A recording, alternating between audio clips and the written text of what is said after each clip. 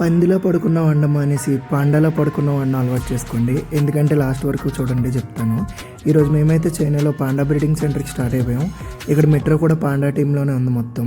And next ఇక్కడ బయటకు రాగానే ఒక బస్సు ఉంది, అది కూడా పాండా థీమ్లోనే ఉంది. ఇంకా లేట్ చేయకుండా పాండా బ్రీడింగ్ సెంటర్కి స్టార్ట్ అయిపోయాము. ఇదిగో చూస్తున్నారు కదా, పాండా బ్రీడింగ్ సెంటర్కి వచ్చేసాము.